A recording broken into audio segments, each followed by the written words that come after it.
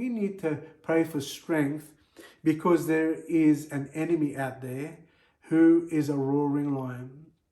Now, he's seeking to devour, he's seeking to falter, he's seeking to bring and to weaken your faith. He can't take you to hell, but he can certainly disengage you, and he can certainly make you feel anxious and forget that there's a great God who loves you and takes care of you.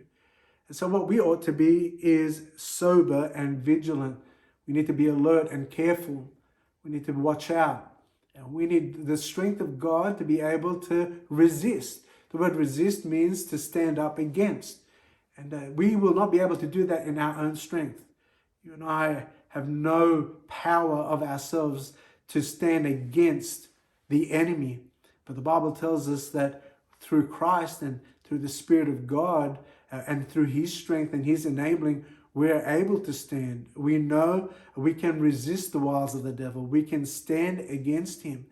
So we need the strength and power of God in us. We need him to strengthen us in this hour. And we need the strength of God to endure and to keep going. You know, the experience of affliction in our life produces resilience.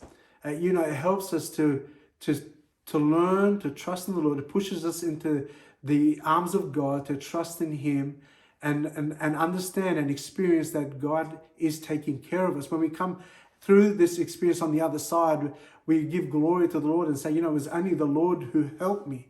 It was God's hand who helped me. He delivered me. And so through this experience, it strengthens our faith and strengthens us and in our confidence of the Lord, in that when affliction comes around the second time or the third time or the fourth time, and after we have had experience, we've been strengthened by God to be able to withstand whatever the wiles of the devil are. And so we need to trust in him. We need to maintain our joy in the Lord. Nehemiah 8 verse 20 says, the joy of the Lord is our strength. And certainly our spirit needs to be anchored in the Lord and rejoicing in him. He gives us that peace. He gives us that confidence. He gives us that ability to sustain us through whatever period of affliction. And I'm thankful for a great God who's faithful, that is able to keep us, to preserve us and strengthen us to face whatever comes along our way. Joseph, you never hear him complaining or murmuring through all the things that he went through.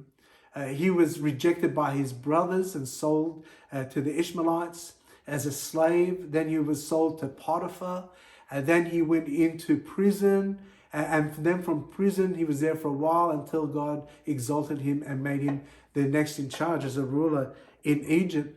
But through all of that, he never murmured nor resented what God was doing. In fact, when he gets to the end, he says, when his brethren came to him and they were worried after their father's death, that he was going to, take vengeance on them. He said, what you sought to do was unto evil, but God meant it unto good. He had confidence in what God led him through in his life from one stage to the other for a purpose and for a reason, for him to become the ruler in Egypt and to bring deliverance to his own family. And the Lord wants to strengthen us from one season to another season, from one situation to another situation, depending upon him and having confidence in him, and not murmuring or complaining, but seeing what God wants to do in us, to strengthen us for the work, to strengthen us for what he wants to develop in our life for the next season, for the next stage. And God will do that which is perfect and good in us for his good pleasure.